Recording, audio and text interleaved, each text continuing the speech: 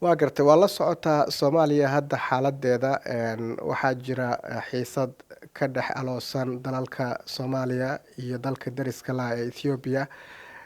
Waxaa jirta in Soomaaliya xiriir istiraatiiji ah oo military ah sidoo kale ay la saxiixatay dalka Masar oo ay ishayaan Ethiopia. Marka ma kula tahay in Soomaaliya xilligan loo baahnaa in ay la safato dalka Masar? su-aashaas waxaan filayaa waxaa iskale dowladda federaalka oo qaabilsan sida aad la socotaba xiriirka arrimaha dibadda iyo cidda lala yeelanayo iyo cidda aan lala yeelanayn. laakiin soomaalida midda ka go-an oo loo dhan yahay waxay tahay in la difaaco dalka Soomaaliya, baddiisa iyo berigiisa iyo hawadiisaba, lagana hortago xadgudub kasta oo ku imaan karo badqabka iyo madax bannaanida Soomaaliya. Mowqifka maamulka aad gudoomiyaha baarlamaanka u tahay ma cad yahay isaga? mowqifka galmudug waa cad yahay. galmudug waxay taageeraysaa lana shaqaynaysaa wixii ku saabsan arrimaha dibadda iyo difaacaba dowladda federaalka. ayada ayayna ku mowqif tahay.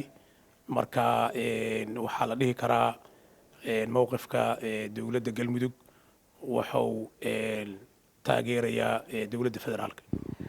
maamulada qaarkood waxaa lagu xantaa ama la sheegaaba in ay xiriiro hoose la leeyihiin dowladda Ethiopia. wax aad ka wareysa miyaa jira oo maamulkaaga oo xiriira inaba hala ekaatee uu la wadaago Ethiopia? dowladda galmudug xiriir dowlado kale oo aan ka ahayn dowladda federaalka oo ay leedahay oo siyaasadeed ma jiryo. mana sharciguna uma banaynayo in dowlad goboleedyadu ay xiriirka madax bannaan dowladda federaalka ay la yeeshaan dowlado kale. waayahay aan usoo laabano dagaalka dowladda ay iclaamisay madaxweyne xasan sheekh maxamuud ee lagula jiro kooxda al-shabaab. meelo fara badan oo ka mid ah deegaanadiina dagaalkaas waad gasheen, laakiin waxaad moodaa in hadda aad dib u dhacdeen oo dagaaladii ay qaboobeen oo meeshii laydinka filayay in aad gaadhaan dib u xoreynta guud ahaan deegaanadaasi aad ka gaabiseen. arrintaas ma qabtaa? ridwaanow, arrinta xoreynta deegaanada galmudug ay khawaarijtu ku harsan yihiin waa waajibka koowaad iyo hortabinta koowaad ee dowladda galmudug. laakiin sida aad la socotaba mashruucan waa mashruuc ka weyn dowlad goboleed iyo deegaan gaar ah. waa mashruuc dowladda federaalka iyo dadka Soomaaliyeed iyo dhammaan dowlad goboleedyaduba ay qayb ka yihiin. bishaan bisheedii sanadkii hore ayuu madaxweynaha federaalku yimid dowlad goboleedka galmudug, deganaa nala joogay muddo 6 bil ah. howlgalladu halkaas ay ka socdeen ay ka bilowdeen. dhulkii ay haysteen oo 4 degmo kamida deegaanada galmudug waxaa lagu guuleystay 50% in laga xureeyo. 2 degmo kamida in laga xureeyo. 2 degmo ay ku harsan yihiinna diyaar garowgoodii hadda u socdaa.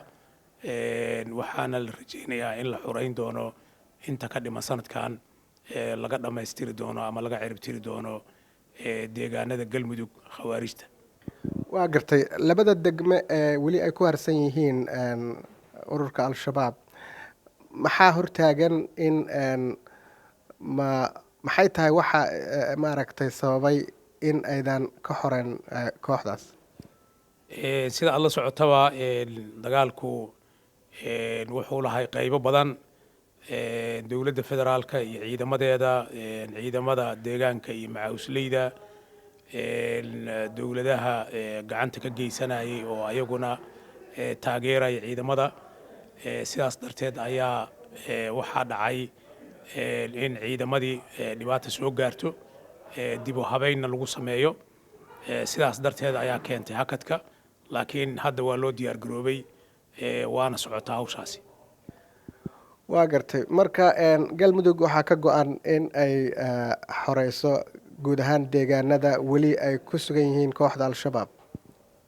galmudug mar horey ka go'need, haddana way ka go'an tahay, wayna u taagan tahay.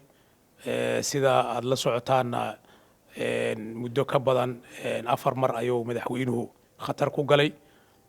annaga baarlamaanka waxaa nooga dhintay xildhibaano, waxaa nooga dhaawacmay xildhibaano ka mida galmudug. ciidamadeeda geesiyaalka saraakiil badan iyo dad badana nooga dhintay, ilaa haddana waa u taagannahay. arrintaas waa naga go'an tahay, waana arrin biyo kama dhibcaana in laga xoreeyo deegaanada ay weli ku harsan yihiin lagana sifeeyo.